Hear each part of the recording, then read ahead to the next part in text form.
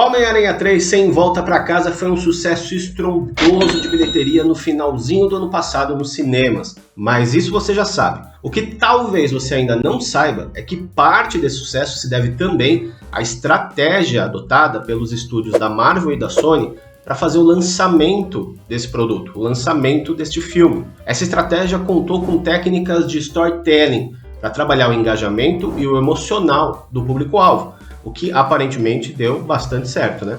Você quer saber mais sobre isso?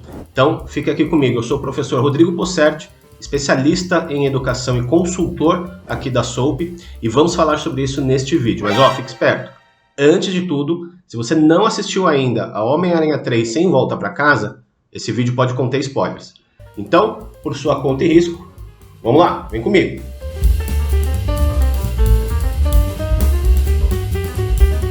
Desde a divulgação da data de estreia do longa e do seu título, Homem-Aranha 3 Sem Volta Pra Casa, começaram a surgir diversos rumores e burburinhos nas redes sociais a respeito de possíveis participações especiais nesse filme. E isso também porque, naquele momento, já estavam confirmadas as participações de outros atores que reprisariam os seus respectivos papéis em filmes anteriores da Sony.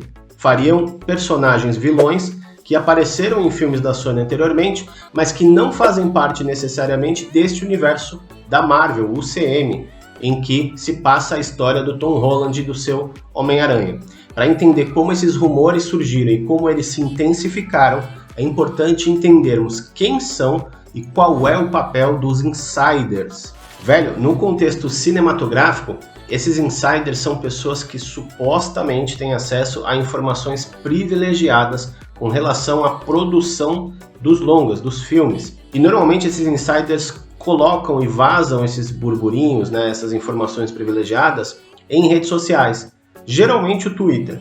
A questão é que o perfil desses insiders nessas redes sociais normalmente não apresenta muitas informações a respeito de quem eles são, de onde eles trabalham, do que eles fazem. E isso gera algumas dúvidas, como por exemplo, quem são de fato essas pessoas? Elas agem por interesse próprio? Qual é o interesse que elas têm nesse tipo de vazamento? Será que esse burburinho que elas geram tem a ver com o objetivo das produtoras? Há quem inclusive acredite que todo esse frisson com relação à participação do Tobey Maguire e do Andrew Garfield, se eles participariam ou não em Homem-Aranha 3 Sem Volta Pra Casa, tenha sido orquestrada pelas próprias produtoras. Bom, o que a gente sabe com certeza é que partiram dos insiders esses rumores iniciais a respeito da participação do Tobey Maguire e do Andrew Garfield no filme novo, o que foi o suficiente para gerar um frisson, um debate entre milhões de pessoas nas redes sociais. Streamers, criadores de conteúdo, pessoas em mídia, jornalistas, todo mundo debatendo e alimentando essas especulações, a tal ponto que até os atores foram frequentemente questionados a respeito dessa possibilidade ao longo de todos os meses dessa campanha de lançamento do filme. Além do trio de atores protagonistas já confirmados no longa, que foram bombardeados por diversas perguntas a respeito desse assunto em várias entrevistas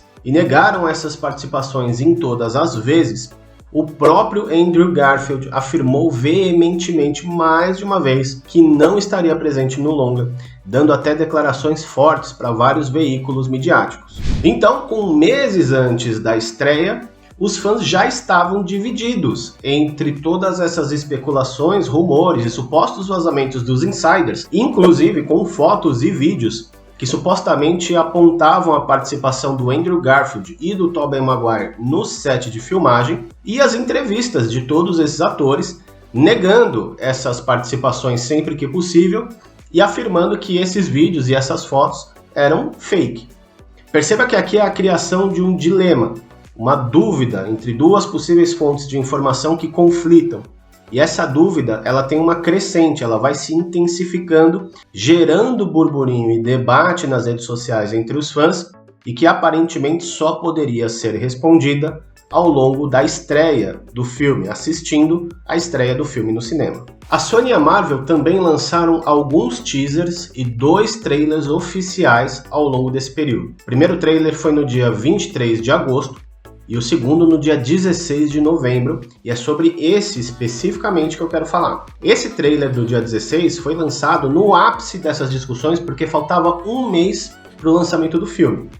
E aí, o que acontece é que existe uma cena que gerou bastante polêmica nas redes sociais dentro desse segundo trailer, em que o Tom Holland aparece de um lado, saltando para enfrentar 3 vilões que saltam contra ele do outro lado.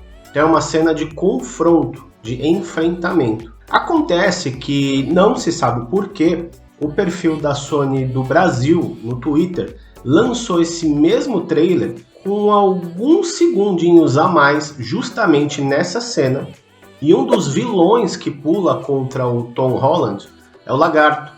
E ele aparece tomando um soco, um chute, com a cabeça dele virando, como se ele tivesse sido atingido. Mas não tem ninguém ali atingindo ele, porque o Tom Holland está mais acima.